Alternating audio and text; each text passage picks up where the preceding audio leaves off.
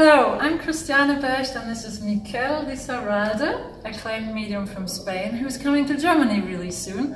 And I will have the honor and pleasure to translate him when he comes to Frankfurt in October 2017. So now we're meeting here at this exciting conference in Montreal, Canada, on science and spirituality.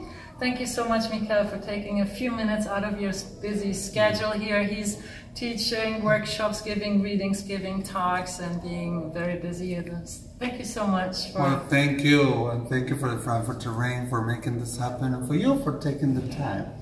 Absolutely, it's such a pleasure. So for people, it's not the usual thing. Not many people are accustomed to somebody being a medium. So it's lovely we can hear a little more from you, what that is, what your work is, how you do that, how you can teach that actually. But first of all, how this came about for you. So tell us a little more, when did that start for you? How did all that appear to you? I don't really know when it began, because I'm the youngest of 4 kids. I was kind of the surprise, so my siblings are much older than me, 13, 12 years older. And I was very much the weird kid who had this very imaginative mind, and I would have playmates. So my parents were like comfortable until around the age of like 8 or 9, I started giving facts and information about those playmates. I would start describing what it seemed to be my deceased relatives. So that's when they really started having a hard time. So I was always very, very sensitive. Since I was a little child, I could sense, I could feel the energy of, like, people were emanating, like their moods even, and the places. But I would have all these playmates that people thought that were my imaginary friends, and which then we found out that there were some of them were relatives who passed away before I was born. And I could foresee things that hadn't happened yet, or I would predict situations that were happening in the family, the outcome of them. So it was very much in my childhood, in my youth. My family didn't take it very well because they couldn't, with their Catholic faith, they couldn't quite understand what was happening. They were very much afraid, the devil and the purgatory, and the Bible says that that's not something you should be doing. And they thought that socially we would be outcast in a way. So they asked me to pray for the Virgin Mary. So I kind of learned since a very young age to change my words and give them the information differently. And then they were okay with it. But truly, I cannot say when this happened, when I had this first episode, when I learned to be a medium. But there were a series of situations that happened between the ages of 9 and 11, and then again at the age of 12, 13. And that really kind of proved to my family, that it wasn't imagination, that it was real spirits that were able to give evidence, that they were able to present themselves and give facts about the future events that hadn't happened yet.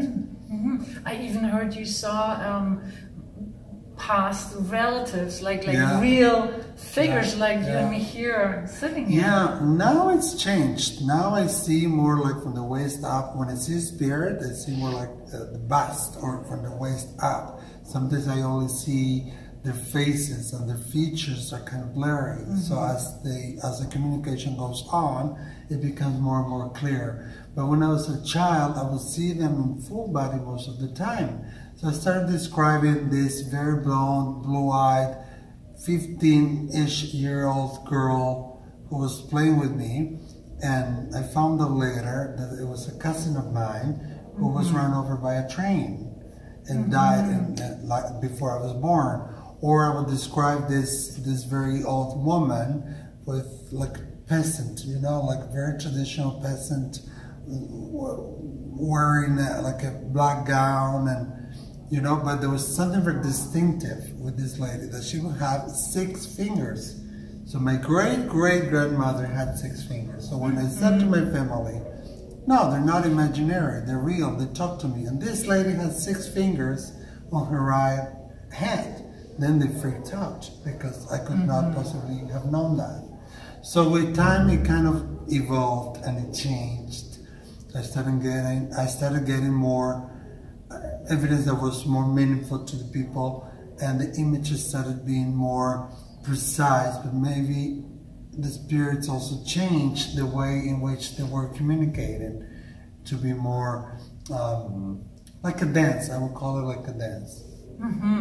Yeah. So when you give some evidence, something else comes, and so on and so forth. The evidence comes like in little pieces, like pieces of a puzzle. So one piece of mediumship is describing these past ones that you see and gives out evidence, and another aspect, of course, is giving messages. I even heard you already started giving messages in school. And well, not really messages. That was with the tarot. Because I was so afraid of and my family was so afraid, of what people would say, because I wasn't very well seen in the Christian faith, that I kind of turned into the tarot because it was kind of more accepted. But then in school, my classmates, I made this mistake of learning a spread about love. So everyone, 15, 16 year old, everyone wanted to know about their love life. This girl, that boy. So my classmates, other classes, even teachers came, and I almost got expelled because my principal called my parents that I was using the tarot in the classroom, and that there were teachers that were attending. Anyways, long story short, I then decided to go back to doing mediumship and to use the words that people would understand. And definitely you have a very long experience working as a medium, even at your still relatively young age. Now, having these gifts is one aspect of it, but having a profound training is another aspect of it that I also hear you emphasize again and again. So you had some profound training yourself before you go my main training was here in Canada with the Spiritual Science Fellowship, where I came early 2004 and I stayed here for 2.5 years, and they helped me not only tame and understand my gift, but also be more prominent in it and learn how to work along with the spirit world and tell them how you need to work and how and to explain to you how they work. So it's a liaison. It's really a two-way conversation. That I learned here. I also went to took courses at the Spiritualist National Union at the Arthur Findlay College in England. And it's really important, having training, having proper training from a very honest and a gifted medium or psychic is really important, because we don't work with machines. We're working here with people who have needs, people who have a heart. Sometimes when they come to us, they're heartbroken, they have needs, they have issues. So you need to know, first of all, how to deal with the person's needs, to learn how to deal with all the different characters that we find, and how to convey a message, how to deliver it in such a way that it's understanding for them. And then again, sometimes we find some information, even though I try to give them all the facts, we find some information that cannot be fixed or cannot have a positive outcome. So are we really going to say that if you cannot help it, if you cannot avoid that? And if you do say it, how do you say that? You need that to say responsibility. Yes, it comes with a lot and big responsibility. But the spirit world will never, never, never give you a message that is negative or that is harming or hurting yourself or anybody else. The spirit world, it's about, their messages are positive, it's about love, and it always have an uplifting message that comes with it.